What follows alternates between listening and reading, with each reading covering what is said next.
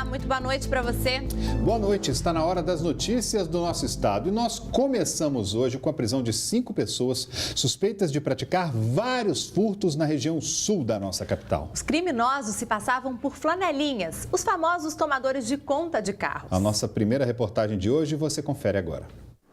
As imagens mostram um dos suspeitos parado próximo a um carro branco. Ele observa a movimentação e, de repente, joga um objeto no vidro. Em seguida, dá algumas cotoveladas e retira o vidro quebrado.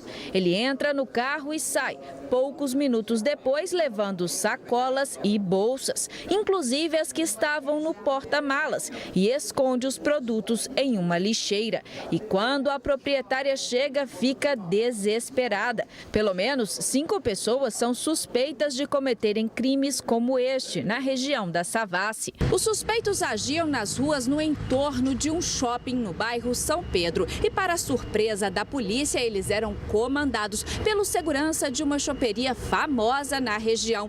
Ele indicava os veículos que seriam furtados. Ele fica vigiando e monitorando as pessoas que chegam nos estabelecimentos comerciais, passando para os demais que aquele casal ou aquele grupo de pessoas adentram no estabelecimento e iriam passar algum tempo. A partir disso, os outros integrantes vão até o veículo e subtraem aqueles objetos, evadindo em seguida.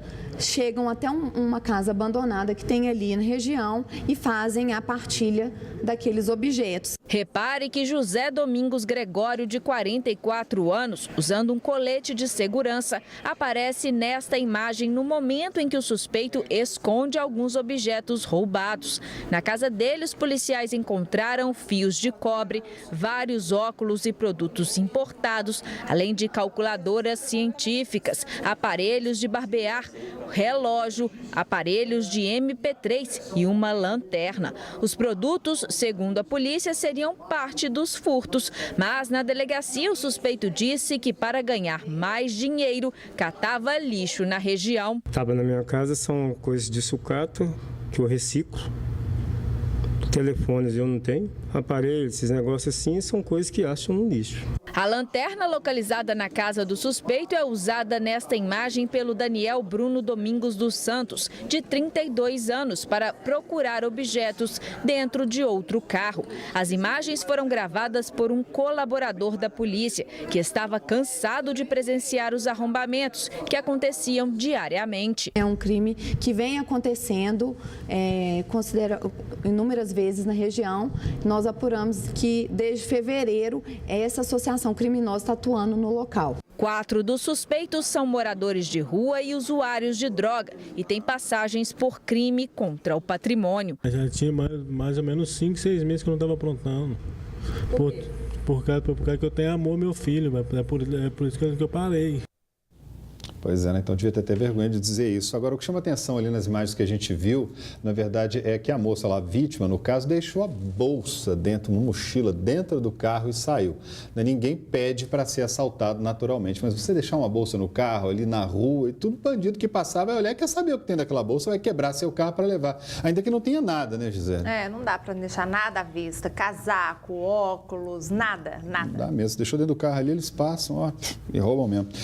Olha, a Polícia Civil prendeu 3 vereadores de Santa Luzia, na região metropolitana de Belo Horizonte, na manhã de hoje, em uma operação contra fraudes. Luciana Viana está na nossa redação e tem as informações. Boa noite, Lu. Boa noite, André. Boa noite a todos. A Polícia Civil investiga uma fraude que pode chegar até 30 milhões de reais, viu? Em Santa Luzia, na região metropolitana. E essa fraude envolve licitação para coleta e transporte de lixo lá na cidade. Ao menos 3 vereadores foram presos hoje durante a operação. Os nomes deles ainda não foram divulgados oficialmente. Agora, foram cumpridos também mandados de busca e apreensão em escritórios e comércios desses vereadores. Amanhã, a Polícia Civil vai dar uma coletiva trazendo todos os detalhes sobre essa operação realizada hoje, viu, André? E nós vamos trazer tudo para quem nos acompanha. Só lembrando que Santa Luzia, a Câmara Municipal de lá, tem 17 vereadores e lá está em recesso parlamentar. Quer dizer, o pessoal tá de folga lá, mas mesmo assim, antes estava lá roubando, fazendo gambiarra para levar dinheiro do povo, né? Faltando 30. etiquetazinha, faltando aqueles selinhos para medir glicose, faltando várias coisas para a população que a gente fez a reportagem outro dia, o povo lá passando a mão no dinheiro. É um absurdo. 30 milhões de reais. 30 milhões de reais. É, e uma fitinha dessa que você disse para aferir, né, a glicose, a quantidade de açúcar no sangue, custa R$2. André, isso está em falta nos postos aí de saúde. Infelizmente. Obrigado pelas informações, Luciana. Quase um ano depois da morte do estudante Daniel Adolfo de Melo Viana, em uma calourada organizada por alunos da PUC Minas, o acusado de ser o autor dos tiros, Pedro Henrique Costa Lourenço, é julgado agora em Belo Horizonte. A vítima, na época com 23 anos, foi atingida por um tiro no rosto depois de um desentendimento em um bar ao lado da faculdade. Familiares de Daniel Adolfo de Melo Viana chegaram ao Fórum Lafayette pouco antes da sessão começar. A mãe do estudante estava muito abalada. Ter que reviver tudo de novo, para mim vai ser muito triste. Ainda vi a cara daquele sujeito, nossa senhora. O réu Pedro Henrique Costa Lourenço, de 30 anos, que está preso desde agosto do ano passado, quando o crime aconteceu, chegou usando o uniforme do sistema prisional e trocou de roupa antes de entrar para o tribunal do júri. A sessão, presidida pelo juiz Glauco Eduardo Soares, começou às 8h40 da manhã, com a escolha dos jurados, 3 homens e 3 mulheres. 7 testemunhas foram arroladas pela defesa e acusação. A primeira testemunha a ser ouvida foi uma funcionária do local onde a festa aconteceu. Ela disse que viu quando Pedro Henrique começou a discutir com Daniel, que chegou a abrir os braços, aparentando não entender o que estava acontecendo. E sem que a vítima reagisse, o acusado sacou a arma e atirou. A funcionária disse ainda que viu quando Pedro Henrique tentou fugir e foi impedido por John Fred, conhecido como colombiano, que também foi atingido por um tiro de raspão efetuado pelo réu. Em seguida, a arma do crime desapareceu. O crime aconteceu durante uma calourada da PUC Coração Eucarístico. A festa, que segundo a polícia tinha mais de 2.000 pessoas, foi realizada em um local conhecido como Shopping Rosa.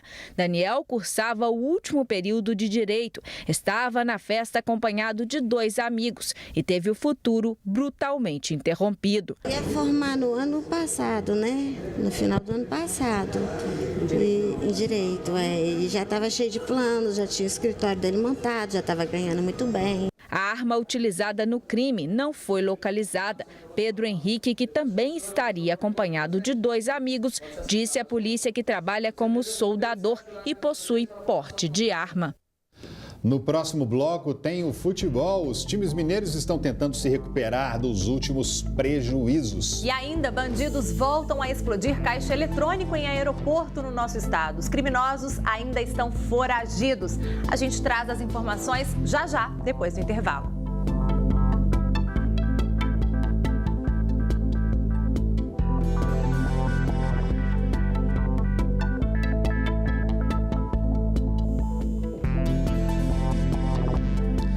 Estão foragidos os suspeitos de explodirem 2 caixas eletrônicos no aeroporto de Montes Claros, no norte de Minas. O crime aconteceu por volta das 4 da manhã de hoje. Nós voltamos a falar com Luciana Viana, que tem os detalhes. Luciana. Pois é, André, 4 suspeitos encapuzados, né? Eles chegaram, como você disse, por volta das 4 horas da manhã, lá no aeroporto de Montes Claros, no norte de Minas, e renderam 2 vigias. Nós acompanhamos aí as imagens, toda a ação dos criminosos durou cerca de 5 minutos.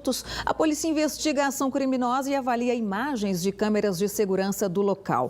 2 dos 4 equipamentos foram completamente destruídos. Olhem só, né? Os suspeitos fugiram, levando, além do dinheiro, uma quantia ainda não divulgada. Eles levaram também os coletes à prova de balas e as armas dos vigias. Vamos aguardar aí, então, ver se a polícia consegue, né, resgatar, ir atrás desses 4 suspeitos que fugiram em um carro preto. preto, André. Pois é, eles estão fazendo isso o tempo inteiro no nosso estado. Toda semana a gente tem um crime como esse aqui para mostrar, explodindo o caixa eletrônico. Conseguem dinamites, conseguem as bombas, vão lá tentando levar o dinheiro ali. Mais uma vez acontecendo aqui, a insegurança tomando conta de todos os lados. Por isso que nem caixa eletrônico nem tem mais em supermercado. Muitas vezes eles tiram os caixas eletrônicos exatamente pela falta de segurança, para não atrair os bandidos. Luciana Viana, obrigado pelas informações. Boa noite.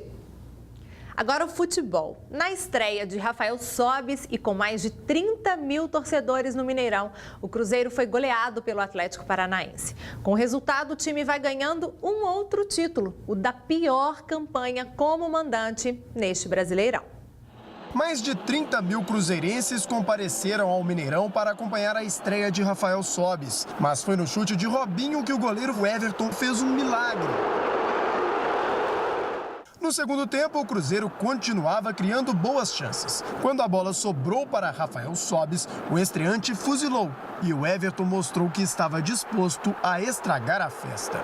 Como quem não faz, leva, Bruno Rodrigo falhou feio e Pablo aproveitou para abrir o placar. Se o adversário errar, você tem que estar ali para completar. Eu acho que os melhores atacantes do mundo estão sempre de olho nessa bola que sobra. 3 minutos depois, Nicão cruzou e André Lima ampliou 2-0. A derrota virou goleada quando André Lima aproveitou o cruzamento da direita. É uma derrota tremendamente injusta perante aquilo que fizemos. Não merecíamos, mesmo apesar de perder 3-0, não creio que seja uma derrota justa. A derrota por 3-0 deixa o Cruzeiro bem perto da zona de rebaixamento. Como se não bastasse, a Raposa tem a pior campanha como mandante neste Brasileirão. Acho que noutros jogos, com o América, o primeiro jogo em casa com o Figueirense, acho que ficámos, por aquilo que fizemos, aquém, em termos de resultado, daquilo que foi as nossas exibições. Está difícil também para o Atlético. Com desfalques como o equatoriano Casares, o time não conseguiu vencer no Brasileirão e ainda está longe do grupo de acesso à Libertadores. Dos 21 pontos disputados como visitante, o Atlético conquistou apenas 7, somando só 33% de aproveitamento. Um desempenho que não dá para levar o time ao título e nem ao grupo de acesso à Copa Libertadores. Em 7 jogos longe de casa, foram 4 empates, 2 derrotas e apenas 1 vitória. E os próximos desafios como visitante não são nada fáceis. Palmeiras e São Paulo. O Galo precisa acordar logo se quiser algo a mais nesse Brasileirão. Tá na hora de acordar? Não, ele passou da hora de acordar. Principalmente que os líderes estão distanciando, né? O Palmeiras está na frente, estão 8 pontos atrás deles. Pelo elenco que o Galo tem, não tá nessa situação não. O time tá bem melhor. Chega de ficar perdendo. Se por causa de um jogador igual o Casares não jogou o time cair de produção. O único meio de ofício que o Atlético tem é o Casares. Sem ele a gente sente falta sim. Realmente a ausência de Casares é um problema confirmado pelos números. O Atlético não venceu nenhuma partida neste Campeonato Brasileiro sem o equatoriano em campo. Contra números não há argumentos. O Galo sofre da Casares dependência? Não, tem jogadores de muita qualidade, né? O grupo foi montado para nas horas da adversidade, né? Quem está fazendo parte do grupo superar isso. São poucos os clubes que você tem um jogador como ele. É claro que com ele no time a dinâmica é outra. E quando ele sai para colocar um jogador, né, que faça a mesma coisa que ele dentro de campo é difícil. E o time que já sofreu muito com desfalques neste ano lamenta mais uma baixa.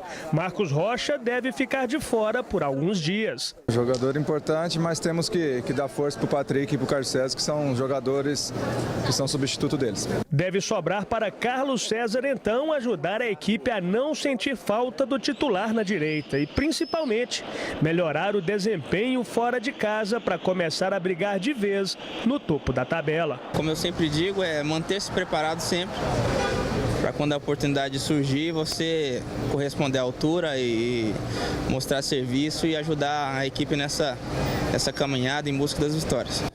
E pelo que tudo indica, agora há pouco o presidente do Atlético, Daniel Nepomuceno, deu uma entrevista coletiva para esclarecer a lesão sofrida pelo equatoriano Casares. O jogador rompeu o tendão da coxa direita, a lesão é grave e vai deixar o jogador fora dos gramados por pelo menos 3 meses.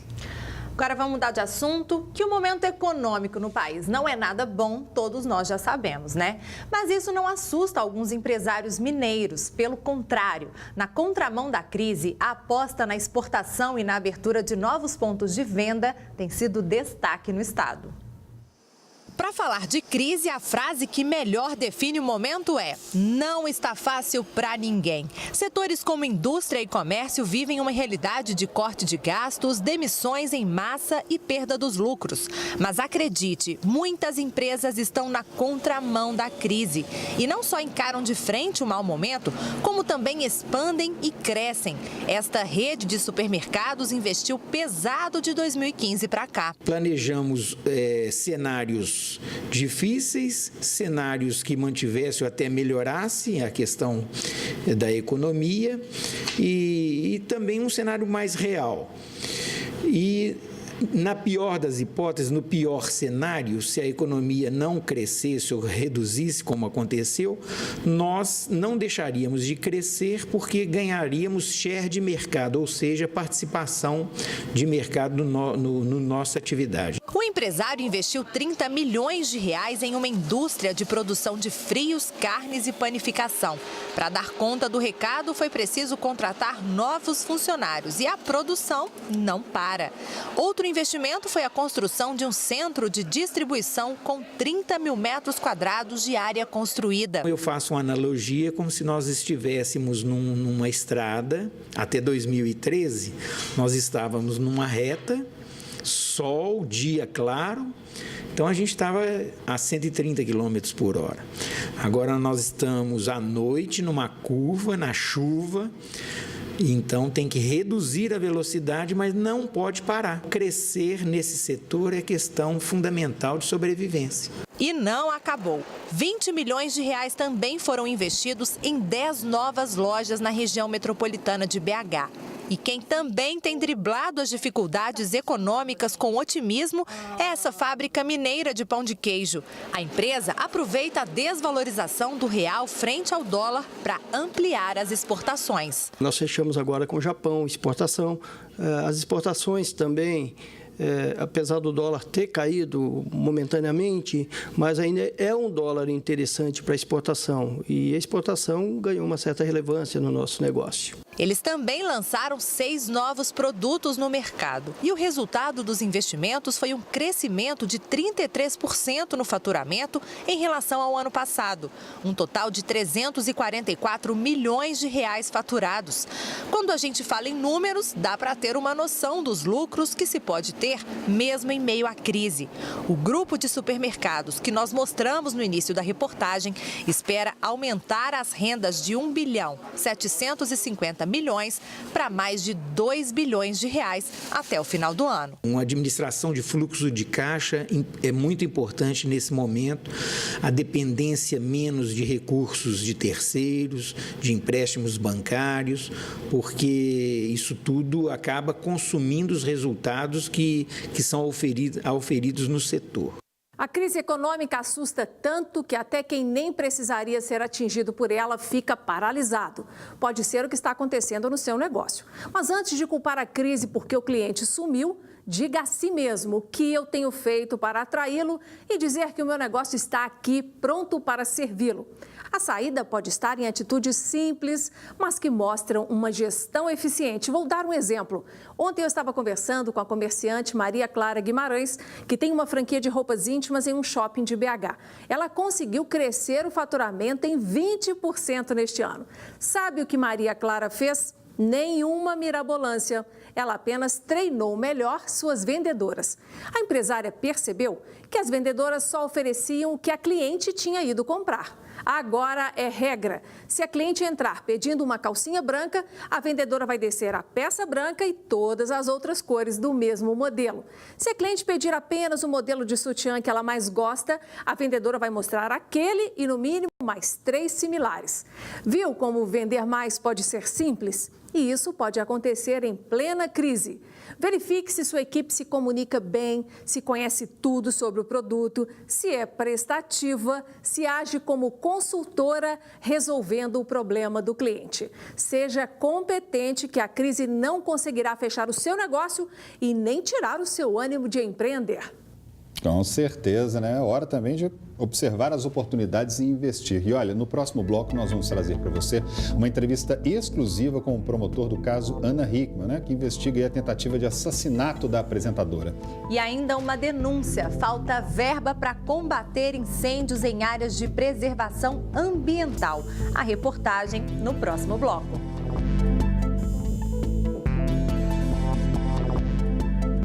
Estamos de volta com o nosso jornal Band Minas. Agora me fala uma coisa, Gisele, você gosta de churrasco?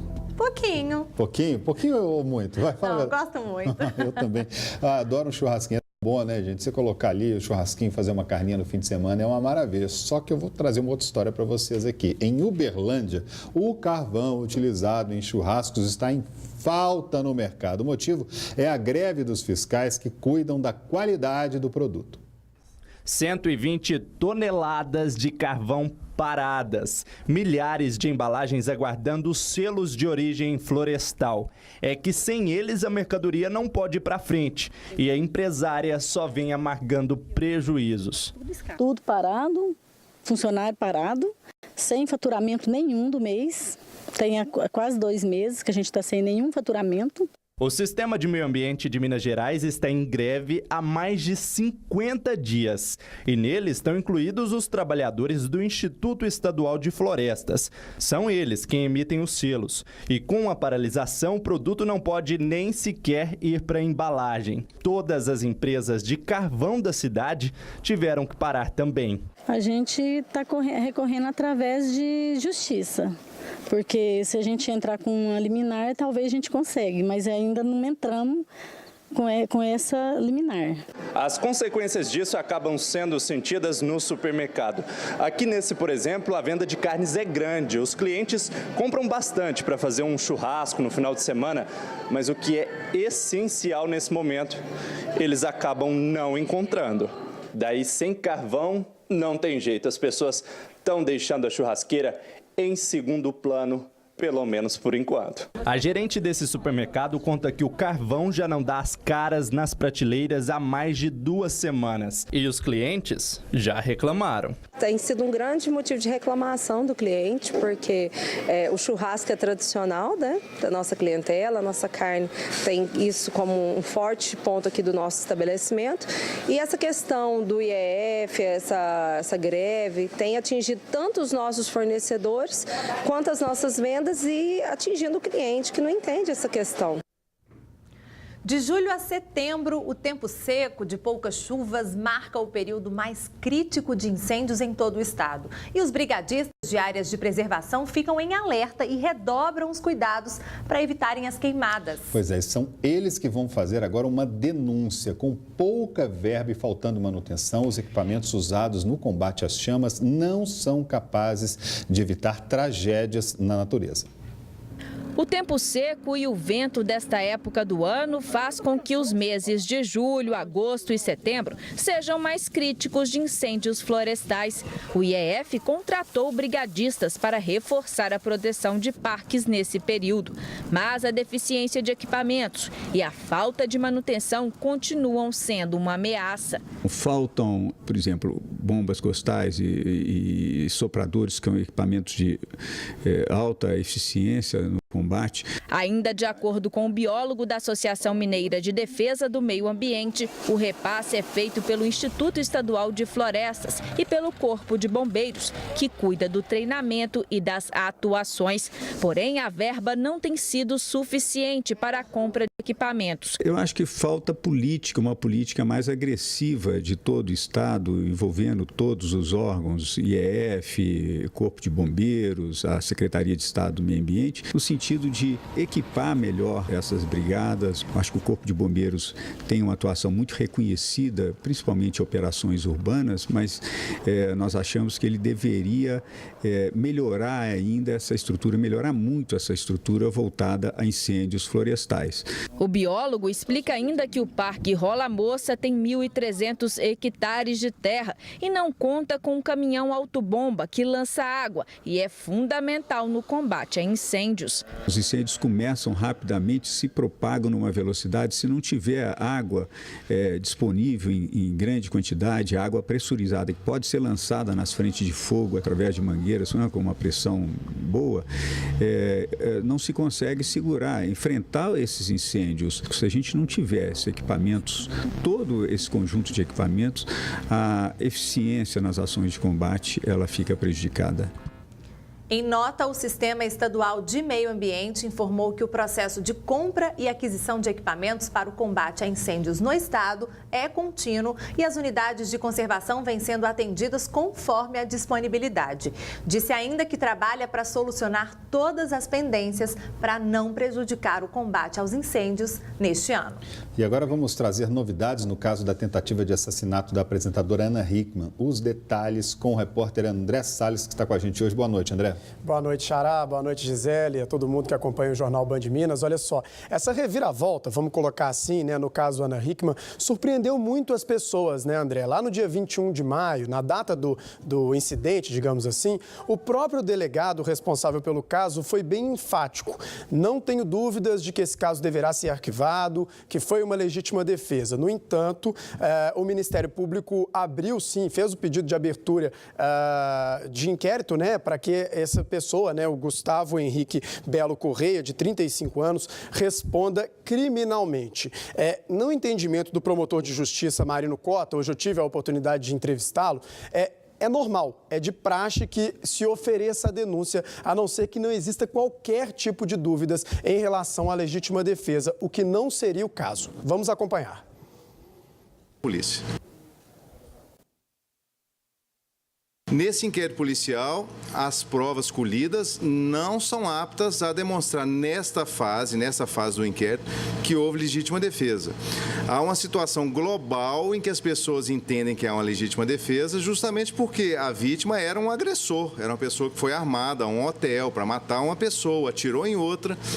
Né? Isso induz as pessoas a acharem que há uma legítima defesa comprovada, enquanto que não há definitivamente, porque o evento morte da vítima não conta com testemunhas, conta apenas com depoimento do assassino, da pessoa que matou, e de uma prova pericial que demonstra que os tiros foram dados na região da nuca da vítima, e em situação não apurada definitivamente pela polícia. Obrigada, André, pelas informações. E para você de casa, uma ótima noite. A gente volta a se encontrar amanhã. Você fica agora com o Jornal da Band, as notícias do Brasil e do mundo. Uma boa noite.